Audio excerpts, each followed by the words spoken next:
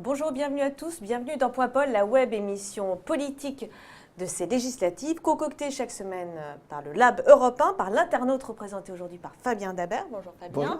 Par le JDD avec aujourd'hui Gaël Vaillant et le Huffington Post représenté aujourd'hui par Romain Herreros. Alors notre invitée est militante dans l'âme, après ACT UP elle s'est engagée dans l'écologie, patronne des Verts, puis ministre du Logement, elle est conseillère régionale de Paris et surtout aujourd'hui elle est candidate dans la 3e circonscription de Seine-Saint-Denis. Notre invitée est Emmanuel Cos. Je n'ai jamais eu de compte à l'étranger. Bah, Deschamps peut le dire. Deschamps peut. Jeanne, au secours! Et qui vient sur la Grande Muraille conquiert la bravitude. Bonjour Emmanuel Cos. Bonjour. Merci d'être avec nous. Alors on va commencer cette émission avec une photo. On va vous demander de commenter, que vous allez voir derrière moi. Alors voilà, cette photo elle date de 2010 et vous protestez contre le manque de logement à Paris. Vous voyez jucher sur une poubelle. Alors maintenant que vous avez exercé le pouvoir, est-ce que vous pensez toujours que ce genre d'action, ce mode d'action politique est utile ou est-ce que ça a changé votre regard sur le pouvoir? Ah non, c'est Sur la façon évidemment très d'agir. utile. Cette photo, c'était à la place des Vosges. Je pense d'ailleurs à un immeuble qui est pour moitié vide et pour moitié en train d'être réhabilité, qui a été vide pendant 25 ans.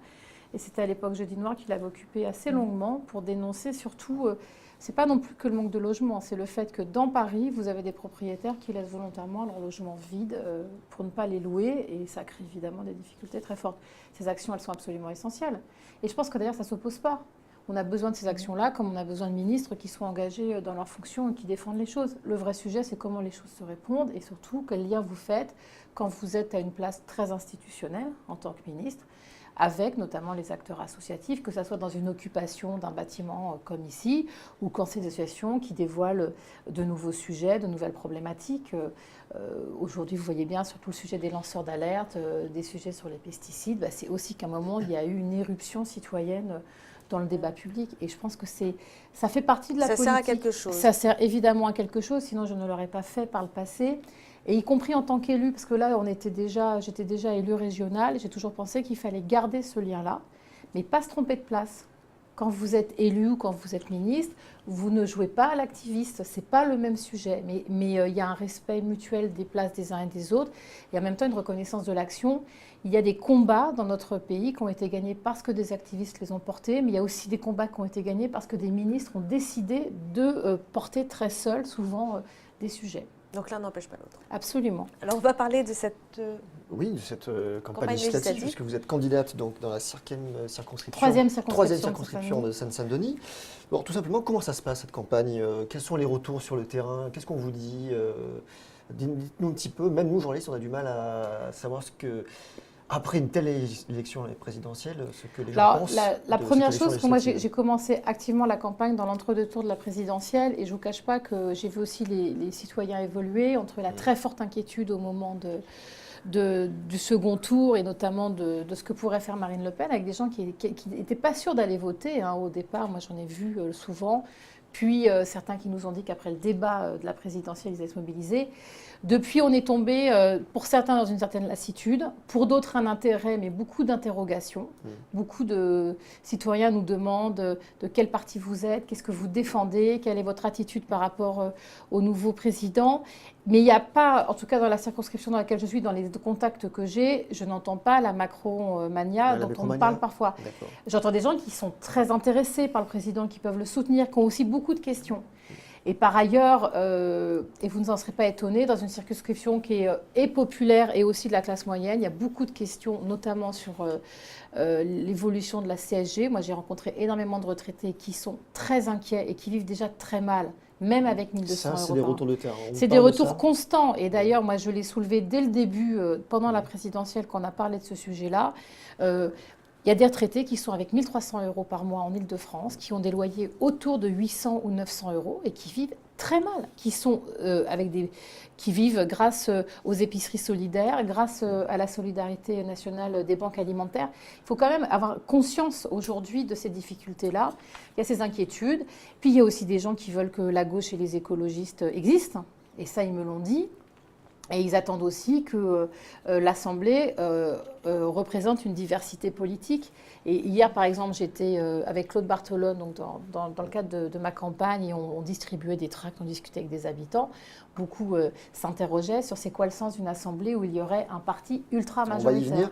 Vous le disiez, vous avez le soutien de beaucoup de figures du Parti socialiste. Vous avez eu le soutien de Bernard Cazeneuve ces derniers jours. Est-ce que ce n'était pas une fausse bonne idée, finalement, de s'afficher avec l'ancien Premier ministre, compte tenu de cette vague dégagiste qui s'est manifestée, on peut le dire, pendant l'élection présidentielle? Écoutez, moi, ça vous fait pas peur, ça? Non, mais la première chose, c'est que moi, j'ai commencé la politique dans un parti il y a 6 ans. Donc, le côté, faut dégager des gens là qui sont depuis 40 ans, enfin, sincèrement... Ça ne vous concerne pas? Peut-être que ça me concerne et qu'on se considère qu'il faut aussi mettre de côté une femme de 42 ans. Hein. J'ai bien vu d'ailleurs En Marche avoir ce discours-là avec des jeunes députés qui ont des engagements politiques très récents. Mais la réalité, c'est que moi, on va pas me le faire sur il faut travailler, il faut connaître la vie. Je l'ai bien connu. Et d'ailleurs, je pense qu'à un moment, j'arrêterai mes mandats politiques pour reprendre une activité professionnelle. Donc, je pense qu'il faut aussi un peu arrêter ce débat, je trouve assez naïf, sur la question de la société civile. Moi, j'ai fait partie d'une aventure politique, Europe Écologie Les Verts, qui aussi avait travaillé à ce que des représentants de l'engagement de toutes sphères, notamment José Bové, il faut se rappeler, qui venait du syndicalisme agricole, moi qui venais d'Act Up ou tout ça, qu'on intègre la vie politique institutionnelle. C'était aussi représenter la société civile. Vous étiez déjà des figures médiatiques à ce moment-là. En tout cas, on était des figures militantes et d'engagement, mais on venait aussi de la société civile et se confronter à la politique institutionnelle, c'était pour nous une très grande nouveauté. Julien Bayot, là, qui est sur la photo, c'est la même chose. Mais il faut aussi arrêter avec cette idée de penser que parce qu'on viendrait, on ne serait pas du milieu politique, on serait formidable, et que dans le milieu politique, il y a que des gens qui ne sont pas bons. Nous avons quand même 45 000 élus en France. Il faut quand même le dire, des gens qui tous les jours ont accepté de mettre de côté leur vie professionnelle, leur vie souvent familiale, pour l'intérêt général et pour très peu d'avantages. Et je pense important de le dire parce qu'il ne faut pas se raconter d'histoire. Là, on parle d'une élection très sérieuse, c'est les législatives. On attend demain que les députés soient des gens qui soient compétents, mais surtout qui bataillent. Et donc, ça veut dire aussi qu'on attend d'eux qu'ils aient du répondant sur les sujets. Et c'est important d'avoir le soutien sur le terrain de personnalités comme Claude Barthelone ou Bernard Cazeneuve pour vous? Évidemment, mais et aussi de Christiane Taubira ou de José Bové, en tout cas des gens avec qui j'ai fait de la politique à des moments différents de ma vie et qui aujourd'hui viennent avec moi me soutenir. Mais je vais vous dire, ma campagne, je la fais tous les jours. Hein. Je suis très souvent à 7h30 du matin aux différentes stations RER de ma circonscription et c'est là que se fait une grande partie de la campagne.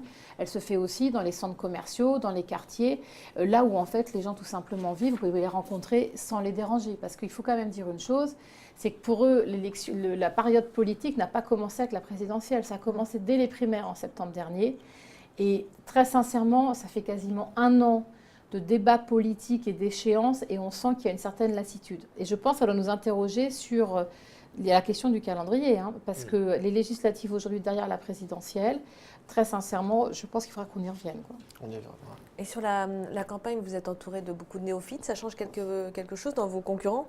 Dans mes concurrents, alors il n'y a pas que des néophytes, hein, il y a 14 candidats, il y en a qui sont par ailleurs élus municipaux ou départementaux. Il n'y a pas de figure. Oui, mais la question, ce n'est pas de figure. Ces gens-là représentent chacun un engagement, un parti. Et donc, pour moi, c'est des candidats évidemment sérieux. Maintenant, il est vrai que comme je suis plus connue que d'un point de vue médiatique, puisque j'étais ministre, on me demande aussi à moi beaucoup plus de comptes. Mais c'est aussi parce que je suis présente. Et c'est vrai qu'il y a des moments où je me rends compte que je suis bien seule. Et que tout le monde ne fait pas campagne de la même manière. En tout cas, moi, je ne me suis pas réfugiée derrière des étiquettes politiques pour aller défendre mon combat. J'ai mis en avant un programme, des compétences, un sérieux, des engagements aussi auprès de mes concitoyens, parce qu'ils sont en droit de demander ça. Et je vais vous dire, nous verrons bien au moment des élections. Objectivement, on est dans un certain flou. On a vu des sondages nationaux qui donnent des indications, mais après, vous le savez, c'est 577 élections. Ce n'est pas tous contre Emmanuel Causse dans cette circonscription.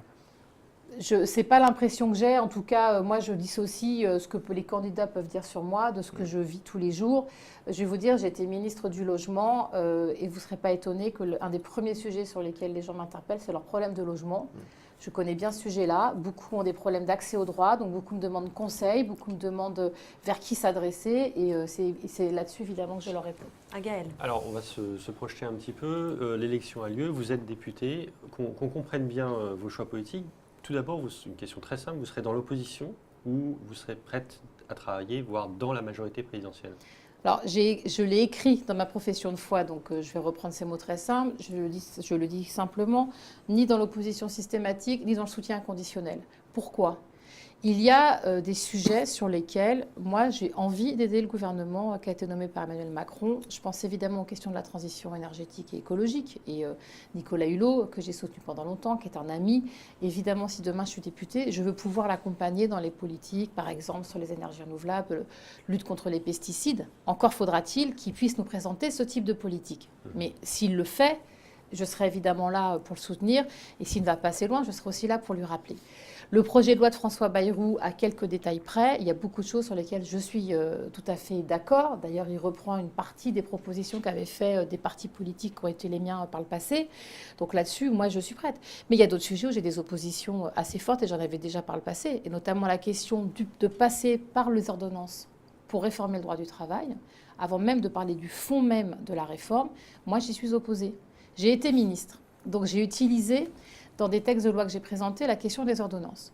Je l'ai fait sur des sujets seulement techniques, et je vais vous dire, je peux des exemples, c'est transposer une directive sur la sécurité des ascenseurs, écrire une ordonnance pour préciser la question des loyers et des redevances sur des logements étudiants. Donc vous voyez, des niveaux très techniques qui ne mettent pas en cause... Sur la ligne politique. Qui ne mettent pas en cause les droits sociaux. Pourquoi je vous dis ça ? Parce que les ordonnances...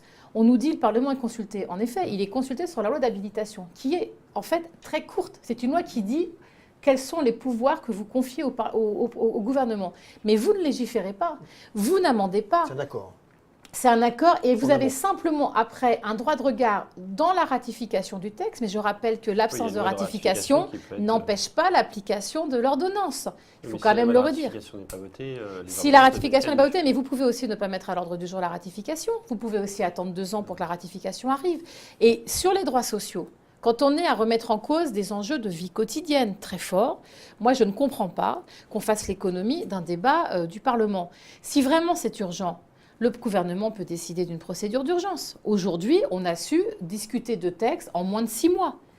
Ils ont la maîtrise des ordres du jour du Sénat et de l'Assemblée, donc on aurait tout à fait les moyens de faire ça. Et puis je vous rappelle que quand vous êtes au Parlement, on l'a vu avec la loi El Khomri, il y a des auditions, par exemple, il faut auditionner en commission, les commissions compétentes des syndicats. Ces auditions sont publiques, elles sont publiques, elles sont en tout cas filmées, donc vous pouvez vraiment connaître la teneur du débat. C'est une mauvaise idée, c'est clair. Sur ce sujet-là, c'est-à-dire que c'est un pouvoir, il y a tout un débat de savoir si on doit continuer à avoir cette ordonnance. Ça peut être utile pour agir très vite, mais quand on remet les droits sociaux en jeu, notamment sur la question de l'exercice du droit du travail, alors même qu'on a eu l'année dernière un débat sur le droit du travail qui a déjà été, vous le savez, vous en avez beaucoup parlé, raccourci par l'utilisation du 49.3, je ne comprends pas qu'on utilise ces ordonnances parce que le Parlement doit exercer ses pouvoirs. Dans ce cas-là, qu'on nous dise qu'il faut se passer du Parlement. Mais donc, dans ce cas, c'est un changement de régime. Alors justement, sur le Parlement, on annonce une vague macroniste qui pourrait aller jusqu'à 400 parlementaires. Est-ce que ça vous inquiète? Il y en a qui s'inquiètent sur le fait que ce soit trop vaste et qu'il n'y ait plus de contre-pouvoir. Est-ce que vous, personnellement, c'est votre position? Moi, ce qui m'inquiète, ce n'est pas tant la répartition des pouvoirs. Ce qui m'inquiète, c'est qu'aujourd'hui, nos concitoyens jugent sur une étiquette politique et pas sur le sérieux de leur candidat. Je suis candidate dans un département où une candidate à Saint-Denis de la République En Marche est un marchand de sommeil, c'est-à-dire qu'elle loue un logement insalubre. Il a fallu que l'État intervienne avec la mairie. Ce n'est pas anodin ce que je vous dis.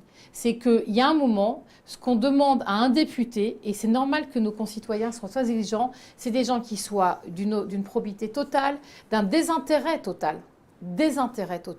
qui acceptent des règles de transparence et qui travaillent et pour leur circonscription et pour le Parlement. Et c'est ça le sujet. Et c'est vrai qu'on voit là dans des projections, dans les sondages, on nous donne un groupe République En Marche énorme.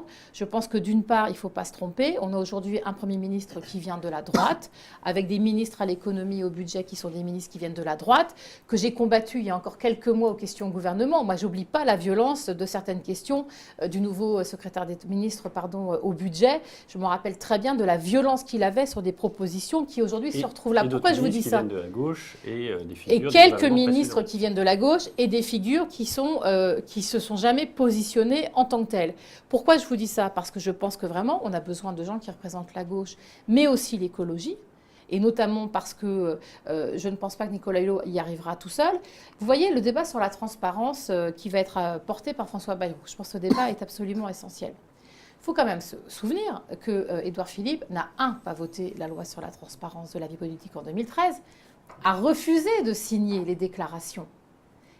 On a fait peu de cas de cette chose-là.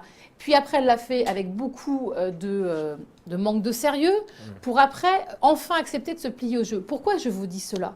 Parce que moi, je suis inquiète de ça. Et un Parlement où il y aurait un groupe qui écrase tous les autres, ça veut dire aussi qu'il n'y a pas d'équilibre des pouvoirs, en tout cas pour la discussion. 400 députés, dit autrement, 400 députés Macron, c'est trop. Mais le sujet n'est pas tant de dire si c'est trop ou si c'est pas. Moi, ce que je sais, c'est que je veux défendre des droits importants pour nos concitoyens. Hier, Édouard Philippe, dans une interview, explique qu'il veut réévaluer la question du tiers payant. Donc il faut des contre-pouvoirs. Est-ce que Non, vous mais pourquoi savez- je vous dis ça? Le tiers payant, une mesure de solidarité qui permet à tout le monde de ne pas avancer ses visites chez le médecin. Remettre en cause le tiers payant, c'est un programme qui a été proposé par François Fillon. Je n'ai jamais entendu Emmanuel Macron parler de ce sujet-là. Et là, hier, on entend cela. Moi, je suis désolée. C'est une attaque en règle de notre régime de solidarité. Et on ne peut pas nous dire qu'il n'y a plus de droite et de gauche et en même temps avoir un programme de droite sur des sujets qui concernent la vie quotidienne de nos Vous-même, vous Français. siégerez dans un groupe uni, Parti Socialiste? Déjà, je vais voir avec qui je siégerai si j'ai la chance d'avoir la confiance des électeurs de ma circonscription, parce que moi, je ne joue pas une élection avant qu'elle ait eu lieu. Et donc, pour l'instant, je suis encore en campagne et je continue par me battre pour eux. Donc, nous verrons bien. Mais après, ce qui est certain, c'est que moi, j'irai dans un groupe politique de gauche et qui soit constructif, mais qui n'oublie pas non plus ses valeurs. Et moi, je vous le dis, il y a des sujets sur lesquels, d'ores et déjà, à la lecture des éléments que j'ai eus, par les médias, je sais que je ne soutiendrai pas ces projets. Emmanuel Cos, Une petite un question. mot juste sur la... Vas-y. Est-ce que vous craignez que dimanche et dimanche prochain, ça soit la victoire de l'abstention? Ce qui est certain, c'est qu'on a eu une forte mobilisation, et c'est heureux, notamment au second tour de l'élection présidentielle. Mais on voit que cette inversion du calendrier, c'est-à-dire de faire les législatives après les présidentielles, fait qu'il y a moins d'intérêt pour les législatives. C'est pourtant une élection qui, me semble-t-il, est quasiment plus importante que celle de la présidentielle. Pourquoi? Il faudrait faire les législatives avant la présidentielle. Non, mais ce qui était le cas avant, je parle de notre régime politique. Le président de la République, nous ne sommes pas dans un régime présidentiel, hein, quand même, il faut le rappeler. De fait, il a été présidentialisé avec l'inversion du calendrier, sauf qu'aujourd'hui, demain, si nous avons un Parlement qui n'est pas au niveau des exigences des Français, je pense aussi que les Français pourront s'en plaindre, ils auront bien raison. Et je ne vous cache pas que, je ne suis pas certaine qu'aujourd'hui, ça se passe de la meilleure façon, en tout cas, pour que tout simplement la démocratie vive correctement. Je reviens un petit peu en arrière sur les législatives et sur la recomposition politique en œuvre. Là, vous êtes en campagne actuellement face à un candidat Europe Écologie Les Verts. Juste en un mot, est-ce que c'est pas compliqué pour vous? Est-ce que c'est pas douloureux? Est-ce que c'est comment vous vivez les choses? Surtout, je ne sais pas si c'est douloureux. C'est le choix d'Europe Écologie Les Verts. Hein. Vous êtes proche de ce candidat? Je le connais bien, puisque y compris j'ai fait campagne pour sa suppléante il y a quelques années. Donc moi, je sais où est ma loyauté et mes engagements. Ils ont fait leur choix. Europe Écologie Les Verts fait ses choix. Ce qui est certain, c'est qu'à force que ce parti veuille toujours tirer sur tous les écologistes qui ne sont pas dans leur ligne, ils finiront un jour seuls. Mais ça, c'est une autre histoire. Je pense que demain, ce qui est important, c'est qu'il y ait des gens qui viennent de la famille écologiste, qui veulent aussi imposer cette vision-là dans les politiques publiques. On va y revenir un petit peu. Et donc vraiment aussi avoir des gens qui sont en responsabilité. Sincèrement, on a besoin d'avoir plus d'écologistes à l'Assemblée nationale. Moi, j'ai vu dans la dernière mandature, quand il a fallu avec Barbara Pompili se battre pour l'interdiction de plusieurs pesticides tueurs d'abeilles, qu'il a fallu appeler un à un les députés. Nous étions toutes les deux ministres. Nous avions un arbitrage favorable du Premier ministre et du Président de la République. Ségolène Royal est venue en renfort. Et je peux vous dire que pour que ça passe dans la loi biodiversité, il a fallu se battre personne par personne. Donc je sais aussi ce que ça veut dire, le poids des lobbies, l'impensé de l'écologie dans le milieu politique. Et malheureusement, j'espère que Nicolas Hulot n'aura pas trop à s'y frotter dans la future Assemblée. Justement, sur les personnalités qui peuvent compter dans la future Assemblée. Alors on a aussi donc Ankem qui a lancé un cri qui, en cas de défaite, donc sur sa voix qui allait s'éteindre. Voilà. Donc est-ce que ce serait votre cas si vous perdiez? Est-ce que vous trouvez ça dommage aussi que Nathalie Kosciusko-Morizet ne figure pas à l'Assemblée, dans la prochaine Assemblée? Est-ce que ce serait dommage?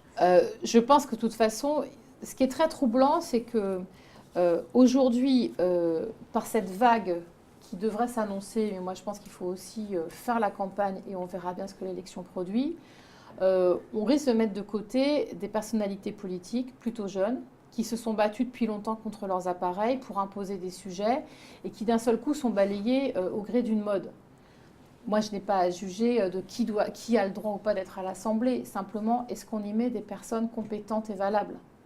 Me semble-t-il, NKM, avec qui j'ai eu des désaccords sur pas mal de sujets, mais aussi des accords sur quand elle s'est battue sur d'autres sujets, notamment au moment du Grenelle de l'environnement, c'est vrai qu'elle représente un courant de pensée et aussi une certaine modernité. Après, voilà, les partis font aussi leur propre stratégie.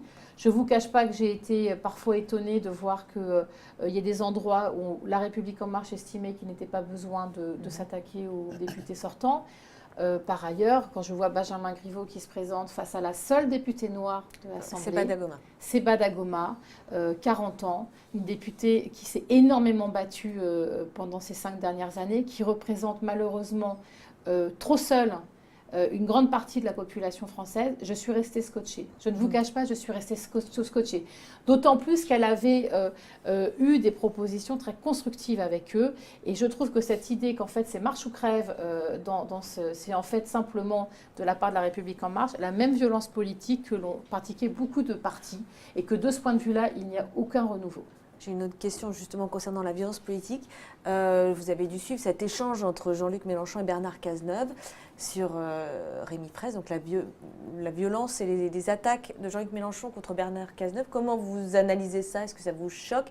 Vous qui, à l'époque de la mort du jeune homme, aviez été assez dur, pas contre Bernard Cazeneuve, mais contre les forces de l'ordre.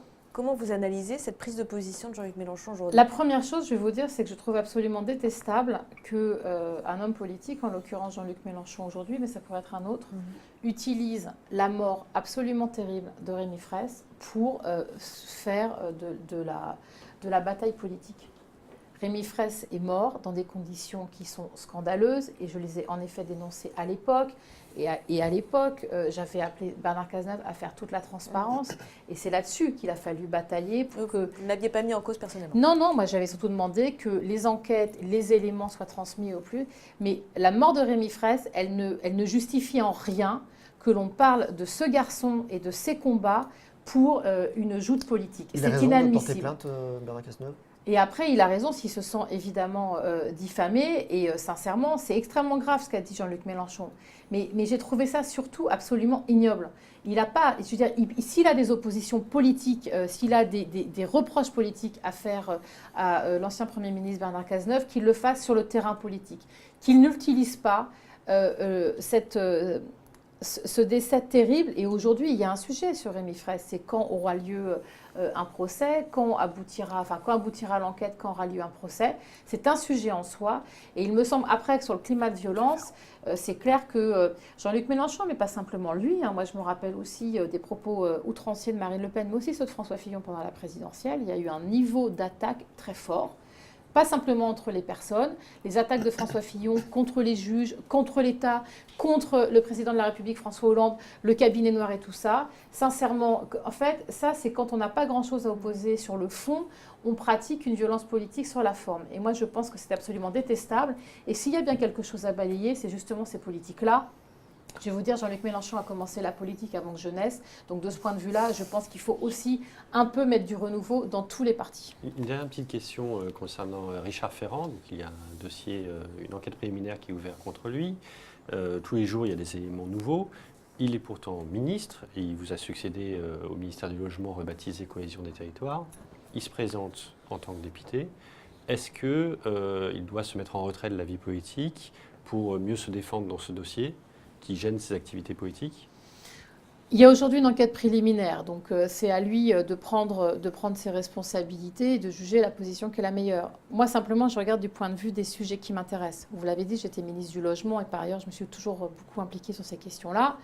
Moi, je souffre un peu personnellement qu'aujourd'hui, ce ministre ne puisse pas exercer, je trouve, totalement ses fonctions parce qu'il ne peut pas être totalement à sa tâche. Et je pense que c'est ça le problème. On a des enjeux de mobilisation de l'économie pour que la construction de logements que nous avions beaucoup redressé se poursuive. Il y a un enjeu derrière vraiment de vie quotidienne. Il y a les enjeux d'encadrement des loyers à poursuivre. Il y a l'accueil des migrants, qui est un sujet qui n'a pas disparu avec l'élection d'Emmanuel Macron. Moi, je vous rappelle que le 9 mai encore, après son élection, j'étais en train de procéder à des mises à l'abri de plus de 2000 personnes à Paris. Depuis que le nouveau gouvernement est arrivé, c'est comme si le problème avait disparu. Il y a toujours le même besoin d'avoir un accueil et de défendre une intégration de ces migrants. Il y a aussi des enjeux d'hébergement. Comment on s'occupe des SDF? On a eu une Donc, canicule. il ne peut pas travailler, quoi, Michel Ferrand. Je veux juste vous raconter que la semaine dernière, il a fait extrêmement chaud pendant 3 jours. Si vous aviez eu un ministre du Logement devant vous, vous auriez tous appelé au cabinet pour savoir qu'est-ce qu'on fait quand il fait 35 degrés pour mettre à l'abri des personnes qui sont en risque de problèmes de santé graves. Moi, c'est des sujets qui sont très importants parce que je pense que le logement fait partie des sujets clés pour que le cadre de vie et les conditions de vie s'améliorent. Et je ne vous cache pas qu'aujourd'hui, je suis un peu triste de voir la tournure que ça prend. On a appris aujourd'hui, Emmanuel Cos, que les mutuelles Bretagne auraient bénéficié de Oui, c'est ce que vous me 55 disiez, 000 oui. euros de subventions publiques pour rénover le logement de la société de sa compagne. Un mot, qu'est-ce que ça vous inspire? Est-ce que c'est la goutte qui fait déborder le vase? Est-ce que là, cette fois-ci, il sera beaucoup trop exposé, sera trop compliqué? Moi, je n'ai pas encore lu, l'information que vous me donniez tout à l'heure. Je ne vous cache pas qu'après, les collectivités publiques ont chacune des politiques d'aide aux entreprises. Vous connaissez bien ces dossiers-là, en plus, vous, Mais en la tant que ministre réalité, des c'est Logements. que moi, en étant en charge à la région Île-de-France des questions de logement et d'aménagement, c'est vrai que, en général, quand on aide à la rénovation de bureaux, c'est notamment pour refaire de l'attractivité économique dans des zones qui manquent d'emploi et d'activité. Donc, je vais me renseigner, mais je pense surtout que pendant C'est qu'on pas parle... dans ce cadre-là. Non, mais en tout cas, pendant qu'on parle de ça, on ne parle pas de sujets concrets. Comment on augmente le nombre de logements construits, comment on répond à la question de la mobilité professionnelle. Enfin, des sujets, oui, on parlait de la campagne. Hier encore, on parlait de ça. Des gens qui font 1h30 de transport en commun pour aller travailler et qui payent 1 000 euros de loyer quand ils gagnent 1 300 euros. Ça, c'est les sujets qui intéressent les Français aujourd'hui et malheureusement, on n'en parle pas. Emma Cos, on va passer à la séquence suivante. Assume ton tweet. Oui, on a exhumé un tweet, alors ça c'est notre Il y en a plein. séquence classique, vous occupez beaucoup. On trouvait celui-ci juste pour développer un propos sur le sujet. Vous répondiez à Françoise Dillmann. En fait, vous disiez qu'on n'est pas obligé de faire du François Hollande. À l'époque, c'était en 2012. Ça nous inspire juste une question, un commentaire. On ne va pas refaire le débat. Non, parce que je ne sais pas ce que ça voulait dire. Faudrait que je lise l'histoire, mais bon. On ne va pas refaire le débat. Notre question, c'est celle-ci. Est-ce que franchement, quand on voit aujourd'hui Emmanuel Macron en quelle position il est que vous ne regrettez pas d'avoir été aussi dur avec François Hollande avant d'avoir été ministre dans une forme d'opposition? Mais vous oubliez que je n'ai pas été si dur que ça avec François Hollande. Je veux bien qu'on ait le débat et moi je ne veux pas qu'on fasse porter sur moi des attitudes politiques que je n'ai pas eues. J'ai toujours eu le même discours et dès le début. Et en 2012, par ailleurs, je n'avais aucune responsabilité nationale. Moi j'ai toujours souhaité que le quinquennat de François Hollande réussisse. Je l'ai toujours souhaité. Et d'ailleurs, les écologistes qui étaient à l'Assemblée et au Sénat en 2012 ont fait preuve de cette position-là et surtout ont attendu qu'il y ait un rythme. Il faut se rappeler le début du quinquennat Hollande, Nicole Bricq puis Delphine Batho, ministre de l'Environnement, ça commence pas bien. En même temps, je ne vous cache pas que si les écologistes avaient eu le courage d'accepter le ministère de l'Environnement à l'époque, je pense que ça nous aurait permis d'aller beaucoup plus loin. On ne va pas refaire l'histoire. Ensuite, il y a eu beaucoup d'atermoiements sur des sujets emblématiques qui étaient la question notamment de l'énergie, comment on développe l'énergie renouvelable. C'était de la déception en fait, plus que... C'est pas une question de déception, c'est que nous voulions aller vite avec un temps politique dans un quinquennat qui va très vite et ça a pris beaucoup de temps.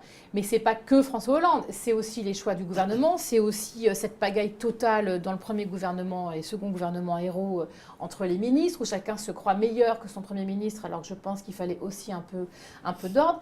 Et la volonté aussi, c'est qu'après, on a vu cette montée très forte du Front National, on a vu les attentats qui ont complètement changé la donne de ce quinquennat. Mais la question n'est pas d'être dur ou d'être sympathique. La question est à chaque fois d'aider à aller plus loin. Et moi, si j'ai un regret à faire sur le dernier quinquennat, j'en ai plusieurs. En tout cas, c'est que la vitesse politique a changé avec le temps du quinquennat. Et le problème, c'est que nos institutions ne sont pas aussi rapides que nous le souhaiterions. Et ça, c'est un frein aujourd'hui. pour agir. La seconde chose, et je l'ai souvent dit à François Hollande et lui-même l'admettait, c'est qu'il y a eu énormément de choses faites dans le quinquennat de François Hollande que les Français ne connaissent même pas. On parle souvent des chiffres sur les postes de professeurs ou dans la sécurité. Mais la prime d'activité qui permet à 4 millions de personnes d'avoir quasiment un 13e mois de salaire, c'est François Hollande qui l'a créé. Le redressement de l'activité sur le logement, c'est lui. Et aussi l'accord sur le climat. Pourquoi je vous dis ça? C'est parce qu'il y a eu, je pense, un défaut énorme de capacité à expliquer ce qu'on faisait, les résultats et les échecs que nous avions au fur et à mesure que la politique avançait. Séquence suivante. Avec Alors, c'est une petite séquence bienveillante de notre émission. C'est très à la mode, hein, le mot bienveillance, depuis les quelques semaines. politiques. On l'utilisait avant que Emmanuel Macron soit président. Voilà. C'est vrai. Vous étiez précurseur, alors.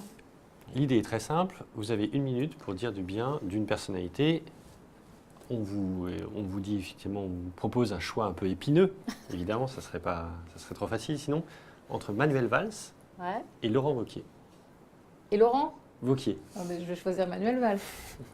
Vous avez 60 secondes. Vous avez donc 60 secondes. J'ai pour dire 60 le bien secondes. de Manuel Valls. Bah, la première chose que je pourrais dire, c'est que c'est un homme d'une très grande loyauté, d'une très grande droiture et qui a une conviction certaine pour la défense de son pays. Et je m'en suis surtout rendu compte quand je suis devenue sa ministre, parce que derrière l'image assez parfois caricaturée qu'on peut avoir de lui, c'est un homme qui s'engage totalement pour son Ne pays. pas soutenir Benoît Hamon, c'était pas très loyal, ans. Mais je veux bien y revenir, mais là, vous me parlez de 60 secondes, donc si vous voulez, je veux bien répondre après à votre question. C'est la première chose. La seconde chose, c'est que ça a été en tout cas un Premier ministre qui s'est animé une équipe et nous a fait énormément travailler, nous a demandé des comptes et en même temps a valorisé le travail que l'on faisait en tant que ministre et surtout voulait des résultats.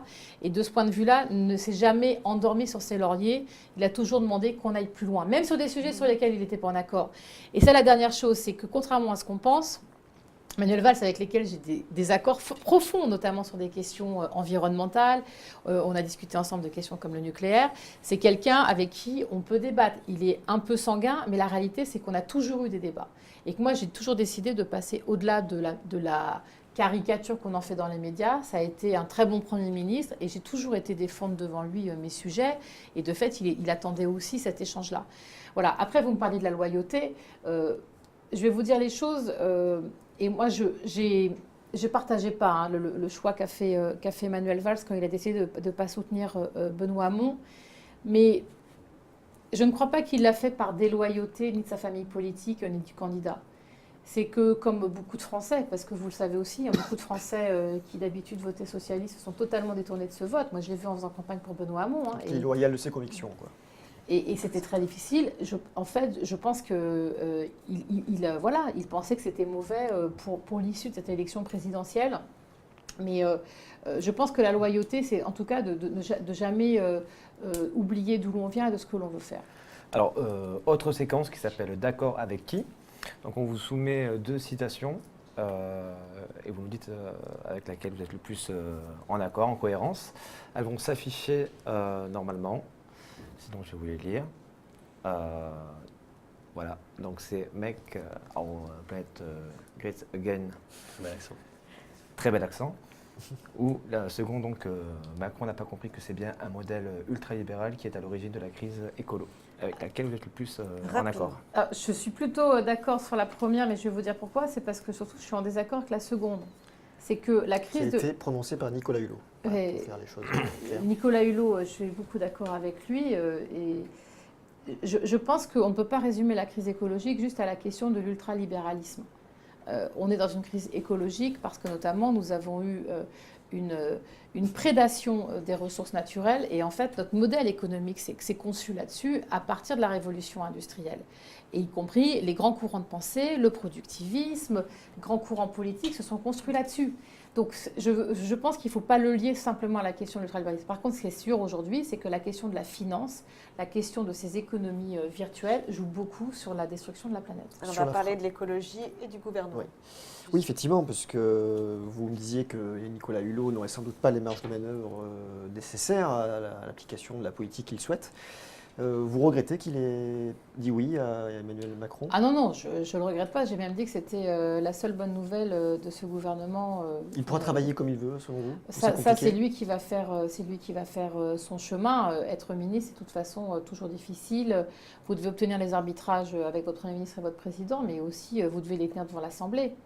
Et là-dessus, Parlement majoritaire ou pas, il faut quand même aller convaincre. Hein. Les gens peuvent suivre des consignes de vote, mais quand ils ne sont vraiment pas convaincus de votre Justement, sujet, rappelons un ils petit suivent peu le pas. contexte. Face à lui, il a un Premier ministre, Édouard Philippe, qui a travaillé chez Areva, dont on se demande si... Si vous voulez, le sujet n'est pas que Édouard Philippe vienne d'Areva. Oui. Le sujet est qu'Édouard Philippe, en tant que parlementaire républicain, se soit totalement opposé à la loi sur la transition énergétique et la croissance verte. Cette loi, portée par Ségolène Royal, elle a fixé un nouveau quand même modèle de développement des énergies en France pour qu'on sorte progressivement du nucléaire.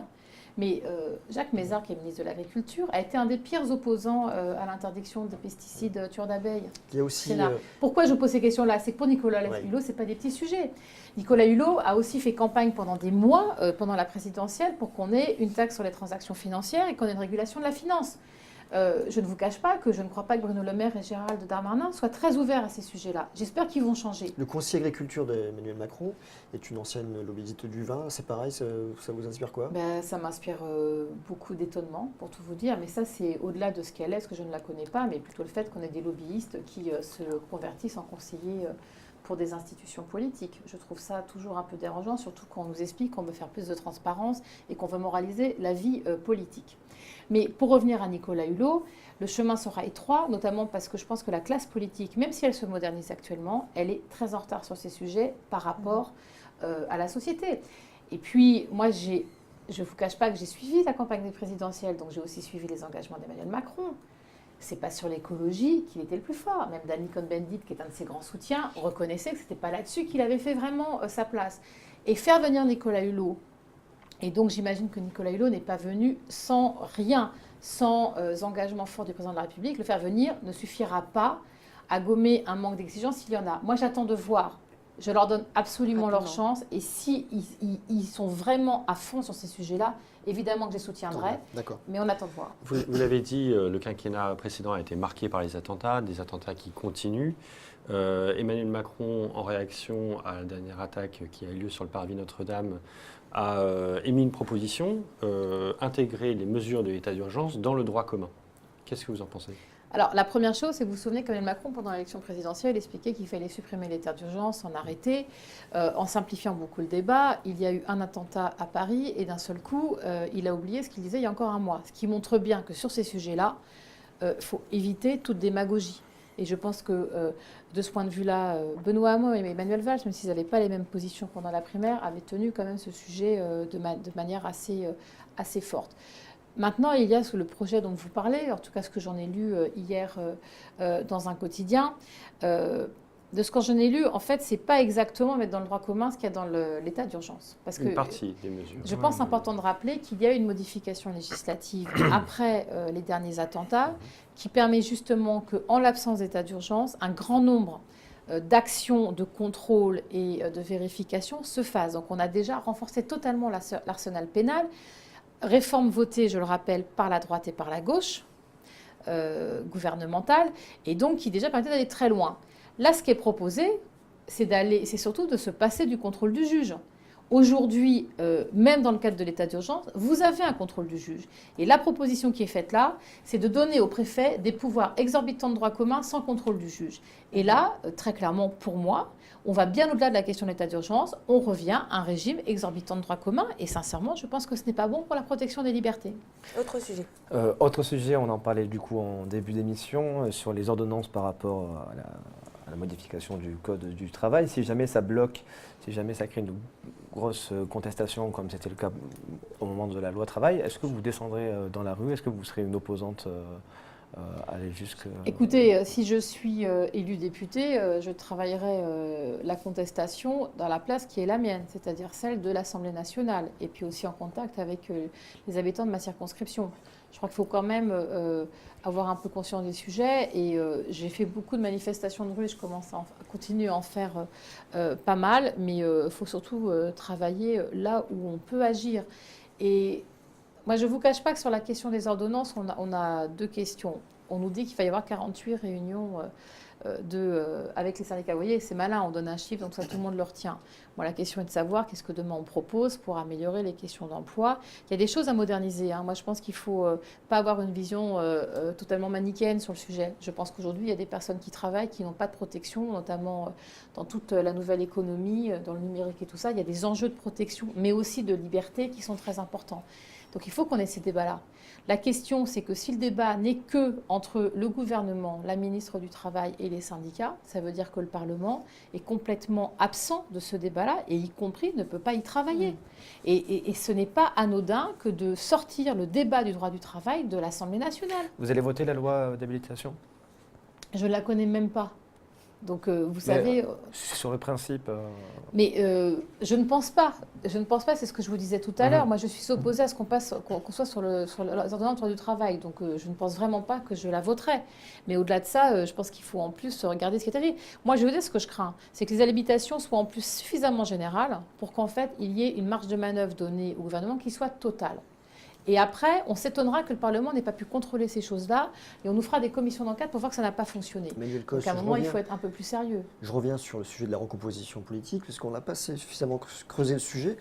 En un mot, comment est-ce que vous voyez l'avenir de votre parti politique? Est-ce qu'un parti écologiste a encore sa place aujourd'hui dans un monde politique où cette thématique devient un sujet majeur pour chaque transpartisan? Transpartisan. Non, mais je pense que c'est une question, en fait, on est beaucoup d'écologistes à se la poser, quelle que soit la situation politique dans laquelle nous sommes, parce qu'en fait, les écologistes ont gagné ce combat-là, qui est en fait que maintenant les questions écologistes... elles sont partout. Elles ne sont pas partout. Il ne faut pas raconter... Elles sont reprises non, par beaucoup elles ne sont de pas partis. partout. Elles sont portées, et en tout cas, ça a été un sujet, par exemple, de la dernière présidentielle, que ce soit Jean-Luc Mélenchon ou Benoît Hamon, dans une moindre mesure Emmanuel Macron, c'est des sujets qui étaient importants même dans d'autres partis. Donc ce qui est certain, et moi je vois par exemple dans beaucoup de maires socialistes ou de centre-droit qui aujourd'hui n'ont rien à envier à une politique d'un maire écologiste sur ces questions-là. Donc ça veut dire qu'on a vraiment fait évoluer les choses. Après, la vraie question, c'est surtout comment est-ce qu'on fait pour insuffler les grands mouvements politiques. Et de ce point de vue-là, c'est un véritable débat que j'ai eu d'ailleurs avec des amis écologistes qui aujourd'hui sont au MoDem, qui aujourd'hui sont à En Marche. Europe Écologie Les Verts qui se font dans le mouvement amoniste ou mélenchoniste. Non mais ça, vous savez, ce n'est plus mon histoire. Ils ont décidé que je ne vais plus faire partie de leur histoire, donc ce n'est plus mon histoire et je le regarde d'assez loin. Ce qui est certain, c'est que moi, je suis écologiste et que je veux continuer à faire avancer ces sujets-là dans la prise en compte politique, mais aussi regardez ce qui est en train de se passer.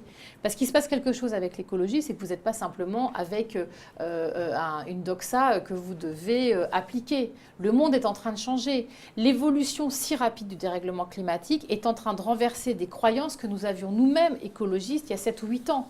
Donc, pourquoi je vous dis ça? Les méfaits des pesticides sur notre santé, la question des perturbateurs endocriniens, c'est un sujet que nous portons depuis 10 ans, mais nous-mêmes n'avions pas mesuré l'impact aussi important sur la santé, par exemple, de la planète. Donc, c'est vraiment un mouvement politique, une idée politique qui est aussi en mouvement.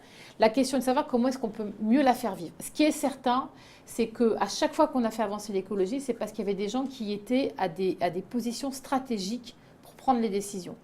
Je le dis très sincèrement, c'est pour ça que la place de Nicolas Hulot, elle est si cruciale, parce qu'il ne peut pas échouer.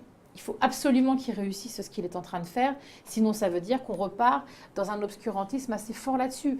La question à l'Assemblée, j'espère qu'on arrivera à faire d'autres commissions d'enquête sur des sujets qui sont liés notamment aux questions de santé, notamment le diesel. Vous avez vu encore hier une actualité sur le sujet. Là-dessus, je me rappelle de discussions assez compliquées avec Emmanuel Macron quand il était ministre, que je lui expliquais qu'il fallait absolument sortir du diesel et il n'en était pas tout à fait convaincu. C'est un enjeu de santé publique, mais c'est un enjeu économique. La future filière industrielle automobile française doit se passer de diesel. Donc, quel est le plan que l'on construit dans ce quinquennat pour l'appliquer dans les 10 prochaines années? Merci, Makos. On va terminer avec 3 tu préfères. Vous connaissez le principe. Alors, est-ce que vous préférez déguster un cordon bleu avec Emmanuel Macron ou une entrecôte frite avec Édouard Philippe? Rapidement.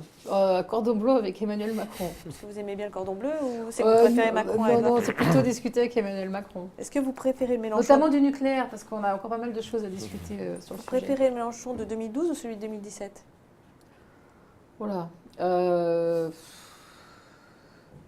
Franchement, je sais pas. Vous avez le choix, vous préférez aller au... Mais c'est le même jour, vous préférez aller au rassemblement de Benoît Hamon en juillet ou suivre l'évolution du mouvement d'Anne Hidalgo?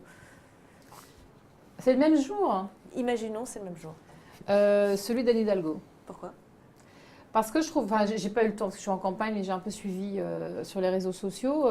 Parce que son mouvement, là, des demain, c'est au-delà du truc politique. Il y a une volonté d'avoir un peu un mouvement plus citoyen, impliqué sur le territoire. Moi, ça m'intéresse plus. Ça ne veut pas dire qu'il ne faut pas non plus des partis politiques et des mouvements politiques, mais je trouve ce que porte Anne Hidalgo, enfin, de ce que j'en ai vu avec des gens qui venaient notamment du milieu culturel, associatif, et puis des gens qui ne sont pas du tout connus, moi, je trouvais ça un peu plus La intéressant. reconstruction du PS Vivifiant. peut se faire autour d'Anne Hidalgo, selon vous? Ah sûrement, mais alors vous savez, moi je ne suis pas socialiste et je n'ai aucune envie de l'être. Je suis vraiment écologiste. Certes, j'ai une famille qui est petite et qui se recherche aussi, mais j'ai vraiment pas envie de rentrer en ce là. Ce qui est certain, c'est qu'Anne Hidalgo est une des figures du socialisme aujourd'hui. Et je ne vous cache pas que le fait que depuis 2014, elle ait vraiment pris à bras le corps ces sujets-là, que nous portions notamment à la ville de Paris, mais le fait qu'elle ait pris la présidence du C40 qui a rassemblé les 40 plus grandes villes mondiales et sur les questions environnementales, c'est un enjeu absolument phénoménal. Et je ne vous cache pas qu'elle mette la visite de Paris dans ces combats-là. C'est pour moi, oui, c'est très important, mais surtout ça marche. Elle est en train de faire évoluer des villes sur la question du diesel. Anne Hidalgo, on l'a convaincue. Il y a encore 6 ans, elle n'était pas sur ces sujets-là. Elle a beaucoup avancé. Elle est en train d'avoir une coalition avec un grand nombre de villes. On a vu la réaction très forte après la décision de Trump. C'est notamment par ces grandes villes, ces collectivités locales, qu'on va certainement donner à la lutte contre le dérèglement climatique des éléments tangibles. Donc évidemment, son poids est très important et j'espère qu'il aura vocation à même grandir. Et merci Emmanuelle Cauze d'avoir participé à cette émission et à la semaine prochaine pour un nouveau Point Paul. Au revoir.